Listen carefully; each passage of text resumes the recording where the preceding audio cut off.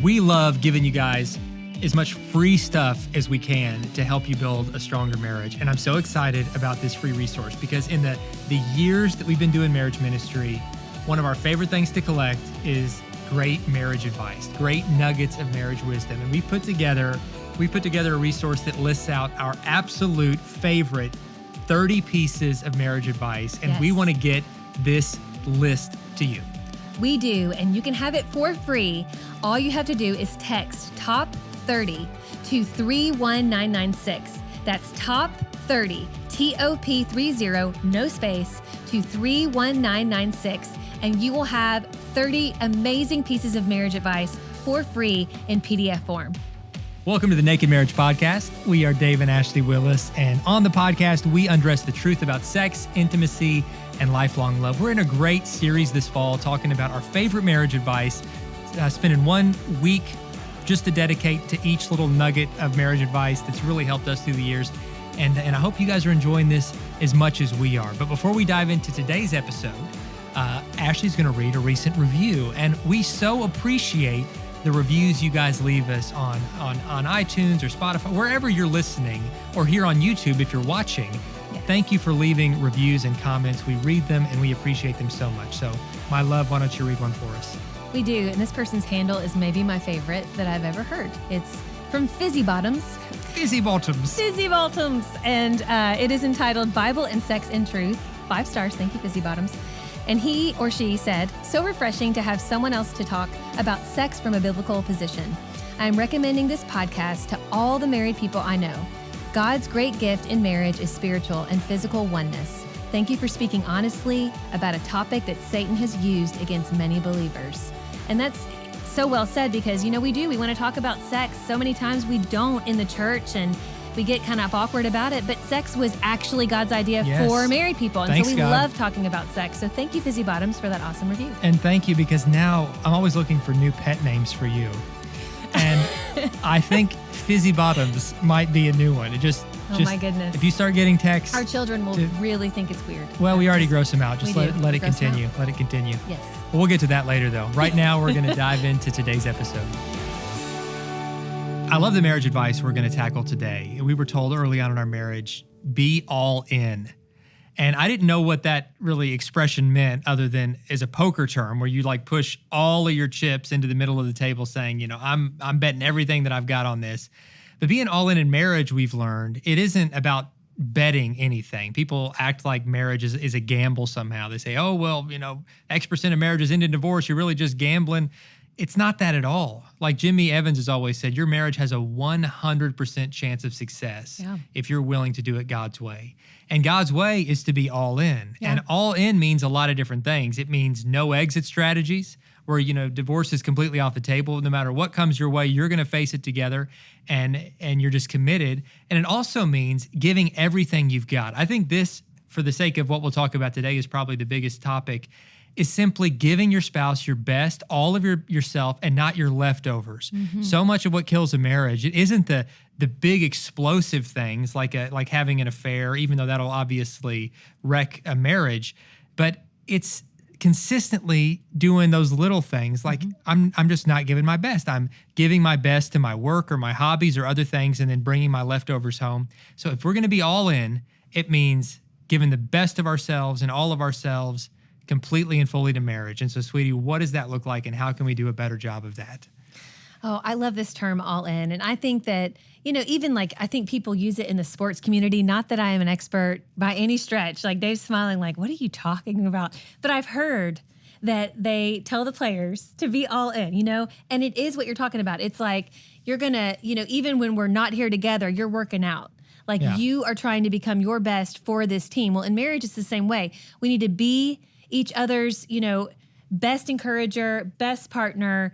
We're in this together. We're all in, win or lose, right? And we want to win together. So I think one way we can win together is by always making sure we're communicating. And I know we talk about communication a lot on this podcast, but to be all in, there can't be anything that you can't talk about, okay? Right. Like that's you good. you have to just be willing to talk about the hard stuff. And I think that if there's these things where you're just like, well, we share everything but this, like that's not being all in, because you're keeping a part of your life, a part of your mind, a part of your heart from your spouse. And if we want to have a naked marriage, a truly intimate, vulnerable, transparent marriage, then we have to be willing to talk about all the things, okay? And we were laughing actually just the other day. I mean, sometimes it can be TMI, guys. I get it. Like, you may not want to know about every little detail about your spouse's Just routine, whatever. Right. You can fill in the blank. Things. But like, you know, Dave and I have been married almost 20 years, and sometimes I'll say something about how I'm feeling or, you know, whatever. And then after I say it, I'm like, whoa, that was probably more information than you really wanted to know about my bodily functions or whatever random thought I had. No, I want it all. I want to know. The point is, I'm willing to talk about it. Yeah, like we share everything down to like gross details because I want to know everything about you. Well, I'm going to pause on this for a minute. This really has nothing to do with being all in, or maybe it does. I don't know. I had a couple that was shocked that Dave, I'm trying to remember what it was. I think it was like about passing gas, like that he's ever heard me pass gas or if I've heard him. And I was like, yes, because we've been married for 20 years. I think you had some I was like, I don't know how you could hide that, you know, not that I'm like. Something seriously wrong with your intestines I'm just saying, like, it's not like I'm trying to like. Yeah, you're just doing life together. It's part of life, you know. We got here fast. Couples. I know. From All In, within the first few minutes, we're already on gas and bodily functions, and we're going for it. Like, it's funny to me that for some couples, and maybe you're one of those couples where you're like, I would die if my spouse ever heard that. Now, I live in a house full of boys. Literally, we have 4 boys. Like, gas is a language in our house. It's a competition, and I will never win that competition. Well, and you don't compete. Don't even compete. You don't, and really, and we're trying to help the boys not compete because they're very proud of their, you know, their functions, their bodily functions. And again, this is maybe more information than you were looking for. You're like, I want to know how to be all in on my marriage, not how to burp louder or whatever. And so, but you just never know where things are going to go. Like, I was on a random side note. You were saying you don't have any sports knowledge. I really don't. You have grown because now you'll actually refer to halftime being halftime instead of calling it intermission. Right? I did call it intermission for a while. I'm a theater kid. So, right. And calling them costumes instead of uniforms. I did. I used to call them costumes. Right. And so, like, we've come a long way. My mom still calls them costumes. We're still growing. We're still learning, but you've come a long way. And so it's all about the growing. It is. But in all seriousness, yes. What I meant by the whole passing gas thing is just sometimes I feel like, I mean, if you don't pass gas in front of your spouse, awesome. Like, maybe we should have never started that. That's great. But I'm just saying there can't be any part of our life that we're hiding from each other, okay? We have to be willing to talk about everything and to be in the know. I think, being all in is being in the know of what's going on with your spouse. Just what's going on. I love, this really comes down to, Ashley just gave you the $1 million idea for this whole episode a few minutes ago when she said, just be willing to talk about everything. Yeah. It's everything. Like, that's what being all in is. It's like, don't compartmentalize your marriage. Yeah. Where with my spouse, I'm going to talk about these things, but all these other things are off the table. I'm not going to really go there with anything related to my work or anything related to my fears or my past or anything like that. And you're not giving your full heart, your full anything to your marriage. And you can't be married only being halfway invested. You can't be married being halfway in. You've got to be all in. Yeah. It's the only way that it can work. And we see so many couples who struggle with this. Like, they're just so reluctant to dive all the way in. It's like they have one big toe dipped into the pools of marriage, but they're holding on to this giant exit strategy or something else because they're afraid to be vulnerable. They're afraid to be intimate. And you can't live that way. You'll never experience real love or real anything if you're not all the way in. And again, I mean, this is a biblical example. Jesus, all through the Gospels, some of the all-in languages he uses is just mind-blowingly bold. And it's awesome because why would you want to live any other way? He's saying, you can't follow me halfway. You've got to be all the way in. And then in terms of marriage, the scripture gives kind of similar examples. It's got to be it's got to be all the way. And why would you want to settle for anything less? I think our world has conditioned us to think that we've got to live with all these exit strategies in every part of life, and we can't fully trust anybody. And, we want to have all of our eggs spread out in all these different baskets. But in marriage, the only way it can work is if you say, hey, you got all of me, the good, bad, and the ugly. That's what a naked marriage is. That's why we call this podcast The Naked Marriage.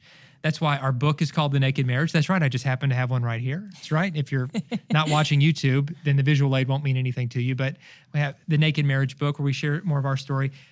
The naked marriage is really going back to the beginning. God created the first couple naked and unashamed. And nakedness is a picture of saying, I got nothing to hide from you. I'm all yours. I'm all in. You see me, scars and all. The good parts, the ugly parts, the parts that I hide from other people. Like, you see it all. It's not just in a physical sense, but in every part of your life, you need to be naked, and that requires all in. It does. And I think where this is kind of a sticking point for a lot of couples is feeling like when they get married that they're just going to completely lose any sense of individuality. And, we've said this before on the podcast, but I really think it kind of proves the point here when it comes to being all in, is that God calls us to unity, to becoming one. It says to become one. And he calls us to unity very much so, but he doesn't call us to uniformity. And just because you're sharing your life with your spouse and you are all in doesn't mean that you can't be the unique person that you are. I mean, you're never going to be all alike. You would seriously annoy each other to death if you were, perfect clones of each other. But it's just this beautiful mix that the two of you bring together uniquely, and that you still have that sense of who you are, but you get to do life together and share everything together and just go all in together. And so it just enriches your life and takes it to a whole new level. Yeah, it really, really does. And I love that picture, unity but not uniformity, that together as one, you can become really the best versions of yourselves as individually while becoming the best versions of yourself as a couple united by God into this new oneness, this new covenant. Yeah. But you don't surrender that beautiful God-given uniqueness that he gave you in your personality. You just bring all of that with you into the marriage and continue to grow that. I love it. I think one of the most important aspects of being all in is saying, I will fight for you. I will fight for you no matter what. And I will fight for this marriage, that I'm not going to give up on you. And, so many times we talk about this because, there's going to be a time, like maybe you're listening to this and you're newlyweds and you've like not even had a fight yet. And you're just like, we're just never going to have to deal with the hard stuff. I guess we just hit the jackpot. And then the hard stuff comes because that's life, because we live in an imperfect world and there's stuff that we don't see coming our way. And, I love how Dave always says this. He says, we need to decide now, before the hard stuff comes, that we're going to fight for each other, that we're going to work through the hard stuff. And we don't get to choose what the hard stuff is. I mean, most of the time. Sometimes we do, because sometimes we bring on some hard stuff into our lives. But, a lot of times it's just stuff, like circumstances that happen to us that we don't even see coming our way. And if we take that time to choose now to fight for each other and kind of, have that resolve going into the hard stuff, then we can truly make it through anything. With God, the husband and the wife, choosing to fight for each other, to lean on God and then to lean on each other, there is literally nothing you can't make it through. And one of my favorite things in the work that we do with marriages is seeing just miraculous things happen when couples refuse to give up on each other and refusing to give up on their marriage. Because what happens is when they get through that hard stuff, they come out the other side so much stronger. I mean, so much stronger. And that's our story. We share that story in the book that we just talked about, The Naked Marriage. But time and time again, we don't like going through those hard seasons. But when you do refuse to give up on each other and you keep on fighting for each other, there is so much you learn, and there's such strength on the other side of that. I mean, I even envision it like, when there's a butterfly trying to come out of the chrysalis. And if any of you know that, like if you've ever watched it on like the Discovery Channel, it looks like somebody help that butterfly. Somebody, clip that chrysalis and just let that butterfly fly. But the truth of the matter is that butterfly could never fly on its own if it didn't make it through that hard time in the chrysalis. And in the same way, I feel like every marriage is tested. We go through these hard seasons. And what you will find out the longer that you're married is that you would never make it for the long haul had you not gone through the chrysalis and the pain of getting out of that hard time. And so I just want to encourage you, if you want to stay all in your marriage, you've got to fight for each other and you've got to fight through the hard times. Man, you could drop the mic on that. So But these mics are really expensive though, so don't. But that's a mic drop. Boom. But it's so true. Like it is the truth. That when you work through it together, the strength that comes, the perseverance that comes, it really is incredible. And so imagine how much stronger your marriage could be if your spouse knew, and you knew the same about them, that you were both in it no matter what. Like that there is nothing that could come that could ever shake you to the point of falling apart, that you were always going to grow through it together. And life is going to throw struggles your way, and you don't usually get to determine ahead of time what those struggles are going to be. But you can determine ahead of time to decide what kind of stories those struggles are going to become. Yeah. Because every struggle in your life in the past just makes it a future story. It's part of your testimony. So is it going to be a story about how you grew stronger in your faith, how you grew, more committed to one another, how you grew stronger in your relationship with one another? Or is it going to be a story about why you gave up? You get to decide what that story is going to be. And so just decide ahead of time, no matter what the challenges that comes, our story is going to be about perseverance. Yeah. Our story is going to be about faith and about commitment. And that's going to be part of the legacy that our marriage is about, and part of the legacy we pass down to our children and future generations. In a world where there's so much giving up, let our story be one that's about commitment and love as well. That it's not just, even though love itself is commitment, it's not just we're trying to last this out like it's a prison sentence, but we're growing even more in love and more tenderhearted toward one another through every season of marriage. And you really, really can. That's what God wants for you. That's what he wants in your relationship with him, as you grow in your love for him, but it's also what he wants in your relationship with one another. Yeah. It's not just something to survive. No, it's something to thrive in and grow in through every single season of marriage. We love the Holy Land. In fact, we were scheduled to lead a trip to Israel this year, which got canceled because of COVID-19, but I'm so excited about a new partner that allows you to bring the Holy Land to your own home without traveling. It's called Artza Box. It's ARTZA Box. And when you order the Artza Box, every quarter you're going to get a personally curated collection of goods from the Holy Land. We're talking toys, food, spices, handmade stuff, just treasures for your home. And it's helping local artisans in Israel who rely on tourism and right now don't have much of it, but it's also bringing the experience right to your home. It is. We just got our first box, and there's so many goodies in here. You'll definitely have to check it out. It smells amazing. It smells incredible. Amazing. But you can get your very own Artza Box by going to artzabox.com with the promo code NAKED. That's ARTZABOX.com, promo code NAKED.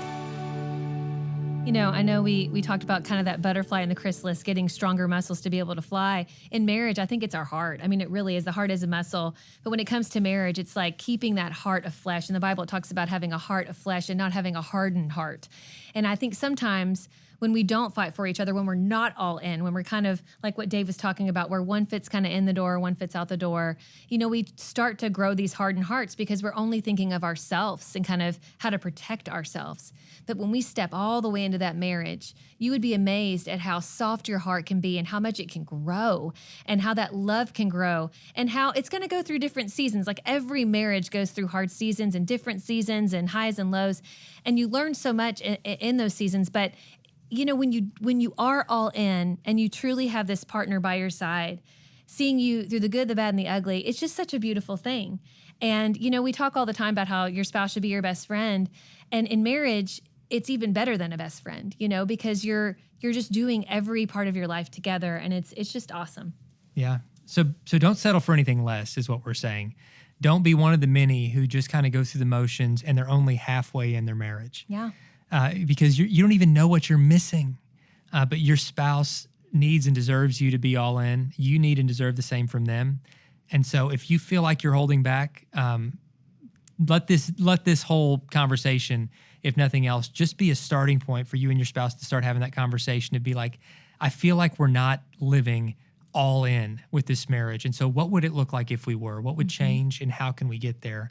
And just be open to those conversations. And I think you will be surprised and greatly pleased by the end result as both of you take steps in that direction. So yeah, we could keep talking about this all day, but it is time to transition to my favorite part of the podcast, the Q&A. The Q&A. And we love the questions you guys send in. We love the ones you write us on social media too, and continue to do that. You can find Dave and Ashley Willis or our marriage page on Facebook, Instagram. We'd love to connect with you there. But if you go to nakedmarriagepodcast.com, you can submit a question that has a chance of being read on air, like this one. Yes. I've realized I have a tendency to speak to my husband with the wrong tone. When I ask for help around the house or remind him of his responsibilities, I know I can come off as a nag or sound like a mother rather than a wife. I don't want that for our marriage, but I don't know how to approach him without sounding like that when he's repetitively avoiding responsibilities or does things on, quote, his time, which could take days or weeks or longer to get done. How can I ask help from him or remind my husband of his responsibilities that he's avoiding in a way that sounds like a wife and a teammate, not his mom? That's a great question. And, I think, gosh, any of us can kind of fall into this dynamic, especially when we feel like things aren't being accomplished. Yeah. And if you are a task-oriented person too, like if that is your love language, like Dave, he's an act of service guy. He really likes it when stuff gets done and in a timely fashion. And so I think that this wife writing this, that's kind of where she is. And it's a frustrating point, but she also recognizes kind of her own tendency to sound like that. And we have entire episodes on this. There's a podcast entitled "Who's Your Daddy," which some people might have skipped, thinking it's like a kinky sex episode. Not kinky. It's not about that at all. It's actually about that parent-child dynamic within marriage. When one spouse feels like that they're becoming like a father, mother, nagging or correcting the spouse instead of a partner, or if you feel like your spouse is doing that. So that's one aspect of what you're describing here, is you feel like that things have fallen into that dynamic. And that's not saying that that's your fault or his fault. That's just part of the dynamic that things have fallen into. I would recommend that whole episode where we spend 25 minutes talking about nothing else, but all the different aspects that can lead to that and how to work your way out of it. No, it's great when we kind of go in depth there. But I would say this: praised behavior is repeated behavior. And that's for adults and for kids. And I think sometimes we forget that it works for adults too. Think about it. When somebody tells you good job, don't you want to do that thing again because it feels good and you want to keep on doing those things? And so I would just ask you, as his wife, when was the last time that you just thanked him for whatever random thing he's done, okay? And who he is as a man? Because I think that maybe it's coming off more nagging, and he's delaying a little bit because he feels like, well, she's not really noticing what I'm doing. And maybe that's not the dynamic at all, but I'm just kind of sensing that. And I would say too that, when you ask him, just give him the time to do it. I think sometimes we just have to realize that people don't always, and our spouse doesn't always do things as quickly as we like him or her to do them. And so I think sometimes we just have to be a little more patient and see what happens. Sometimes too, maybe it's not that he's trying to delay. Maybe he just forgot. Like maybe you guys are both in a busy season and he forgot. And so I think the main thing when it comes to that tone of nagging is giving him the benefit of the doubt and just saying like, hey, sweetie, babe, whatever you call each other, whatever endearing term you guys call each other, just say like, have you done that yet? And if he says no and he kind of rolls his eyes, be like, hey, no big deal. Just wondered if you did it, just reminding, and just taking the pressure off. I think taking the pressure off will kind of relieve some of this pressure that you're feeling and that he's feeling. Yeah, that's really good. And what Ashley said about gratitude, about showing each other, thanks. Instead of just pointing out, because for everybody, speaking as a man, we gravitate to things where we feel like we're winning. Yeah. Whatever we feel like we're good at and we'll receive praise for and that we're winning at is what we'll naturally gravitate to. And so if he feels like he's always losing in this area because it's not meeting the standard that you have or the timetable you have, then he'll actually subconsciously pull away even more not because he's trying to disrespect you, but because, again, his natural tendency is going to be to gravitate to where he's winning and where he can be seen as strong in your eyes. And this is an area where he right now feels like he's seen as weak in your eyes or inadequate. And so, yes, he does need to step up and do for sure. his part around the house. So, buddy, listen, help out, be a partner. Don't be dead weight. But to the wife, just try to be that encourager as well. Try that approach. And again, check out the episode where we talk about nothing else but this dynamic in different ways. And again, that's episode 75. And you can find that Who's Your Daddy episode 75, wherever you listen to the Naked Marriage Podcast, on iTunes, Stitcher, Spotify, Google Play, Podbean, a bunch of places I've never heard of, YouTube. So you can check it out there. And we hope that that's an encouragement to you. Guys, thanks so much for listening. Thank you for letting us be a part of your day today. Thank you for investing in your marriage. Thanks for leaving reviews and subscribing and all those things you do to motivate us. We really appreciate you. We do, and we will see you next time. One of the best things you can do for your marriage is to keep on growing together, to keep on learning together. And we have the perfect resource to help you do this. It's our online streaming forum called xomarriage.com/now, or otherwise known as XO Now. And it's only $9 a month. And it is the perfect way to invest in your marriage and to learn new things. Yeah, I mean, $9 a month, you can't even get a couple lattes for that anymore. That is true. But for $9 a month at XO Now, you're not only investing in your marriage, getting access to some of the most cutting-edge marriage courses to help you in specific areas of your marriage, learning from marriage teachers, not only us, but Jimmy Evans and the entire lineup of our XO speakers, just an incredible lineup of folks. But in addition to building your marriage, you're actually partnering with us, and that small monthly investment is helping XO, which is a nonprofit ministry, create events and resources, helping build stronger marriages and helping build people's faith all over the world. So thank you for partnering with us, and thank you for investing in your own marriage. Again, you can do all this at xomarriage.com/now.